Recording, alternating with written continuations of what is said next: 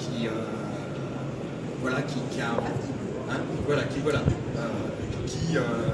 y a une vraie relation de confiance. Voilà, j'ai cherché le terme, c'est vraiment ce qui est retranscrit. Il y a une vraie relation de confiance. Donc voilà, on a comme ambition de participer à la massification au niveau de nos travaux, au niveau de nos plateformes, des travaux de rénovation. Et volontairement, je dis rénovation et pas uniquement rénovation énergétique, parce qu'on est persuadé, avec les 400 000 artisans sur le terrain, que la rénovation doit embarquer l'énergie comme une problématique majeure. Et quel que soit le type de rénovation, on peut avoir, entre guillemets, un effet d'aubaine en impactant le volet énergétique. Ça, on y croit fortement. Et les outils sur lesquels nous travaillons sur l'accessibilité, sur le maintien à domicile, sur la qualité de l'air, sur l'ensemble des notions de travaux qui peuvent aller sur une logique de multilo. Volontairement, je ne parle pas d'offre globale, sur une première logique de multilo et sur une logique optimale d'offre globale. Donc, que ce soit les parcours de travaux, les outils, les interfaces que nous développons, les accords de partenariat, de collaboration avec le CNRS sur le niveau mieux vieillir, plus particulièrement, qui pour nous est un enjeu véritablement central, va dans ce sens. Voilà en quelques mots la présentation de notre société informatique qui est à l'heure actuelle très spécialisée sur l'occupant et centrée sur l'occupant. Vous parlez de formation de fonctions, c'est quoi ces fonctions, ces outils? En fait, les fonctions, ça c'est vraiment retrouvé dans le cahier des charges du CG 91. Ce sont des fonctions d'information, des fonctions donc de référencement. Madame Mastel parlait d'un annuaire. Ce sont des fonctions permettant aux particuliers de garder, entre guillemets, une notion de libre arbitre et de ne pas être agressé commercialement. Et Madame Mastel parlait d'un outil d'auto-évaluation, de calcul de déperdition énergétique robuste et indépendant. Donc ça, c'est deux notions sur lesquelles le CG 91 a été particulièrement sensible. Et là, on voit l'importance aussi de la compétence, de la collectivité, lorsqu'elle a cette réflexion, cette volonté politique de mettre en place ce type d'outil. Donc on est sur cette notion effectivement d'outils robustes et indépendants. Nous sommes en train d'intégrer un outil de financement avec l'intégration des aides publiques et privées, avec un financement local qui va être lancé d'ici 2 semaines, pour que l'ensemble des collectivités puissent contribuer à faire connaître leurs aides et pour que ces aides soient intégrées au niveau de cet outil qui va dégager des notions donc, des travaux, la mise effectivement en évidence d'entreprises qualifiées.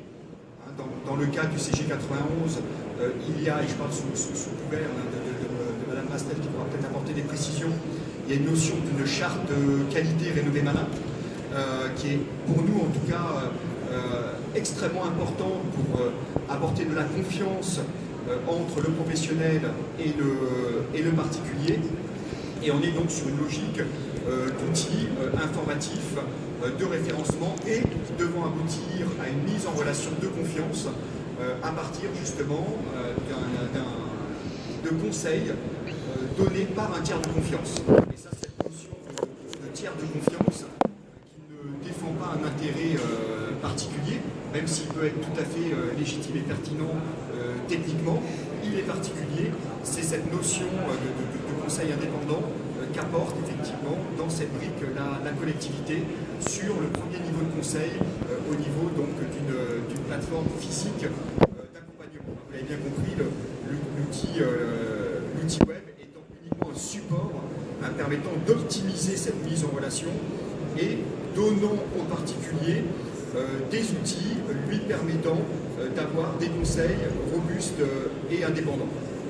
Alors les plateformes, on en voit quelques-unes qui émergent aujourd'hui en France. Par rapport à celles-ci qui fonctionnent bien, votre vision, c'est quoi les facteurs clés de succès de cette opération? Qu'est-ce qui fait que ça a bien marché entre vous et le Conseil général? Il y a un partage? Comment vous analysez les choses? Pour moi, le facteur clé de succès, il n'est pas chez nous. C'est très mauvais commercial. commercialement, je ne devrais pas dire comme ça, mais véritablement, c'est ce que je pense, donc quand on lit, il n'est pas dans l'outil web. Hein, le facteur clé de succès, c'est sûr que si l'outil web ne marchait pas, voilà, il y aurait un effet multiplicateur qui serait sans doute moindre. Hein, donc, mais le facteur clé de succès, il est vraiment dans, voilà, dans la conception, déjà dans le cahier des charges qui a été monté, dans le cahier des charges qui a été monté au niveau technique, dans le cahier des charges qui a été monté au niveau du métier, et ça, la logique métier est extrêmement importante, c'est-à-dire que le technique est au service du métier. C'est-à-dire que le CG 91 a conçu une notion de parcours travaux, et ça, c'est la connaissance des acteurs et du métier et des préoccupations de l'occupant qui ont conduit à mettre en place, si je peux vous permettre de donner un avis là-dessus, un parcours intelligent. Étant passé, si ça n'avait pas été, je n'aurais rien dit, hein, je n'aurais pas dit qu'il était bête, mais là, il y a un parcours qui a une vraie logique, et moi, je ne connaissais pas les chiffres, hein, parce que je trouve que c'est véritablement une illustration. Donc, la volonté, vraiment, le facteur clé de succès, il est dans la connaissance du métier du CG91. Un autre point qui est pour nous extrêmement important, la volonté d'animation, c'est-à-dire l'engagement des acteurs, des personnes, du CG91 ou de la collectivité. Il ne faut pas donner l'impression que je fais de la pub pour le CG91, mais c'est véritablement ce qui se passe. L'engagement de la collectivité, des personnes, à animer, à mettre en place des actions, à créer du lien avec ce caractère de tiers de confiance qui justement apporte de la confiance entre le particulier et le professionnel. On n'est pas dans une relation, il y en a un qui va abuser de l'autre. Le CG91 apporte justement un caractère équitable à cette mise en relation. Donc pour nous, c'est véritablement ce qui fait de cette opération un succès naissant, qui sera sans doute renforcé par le bouche à oreille des personnes qui auront participé à cette démarche dans le cadre de Rénover Malin. Et on a une petite expérience de collectivité qui travaille sur ce type de concept de plateforme, effectivement, web, locale de la rénovation.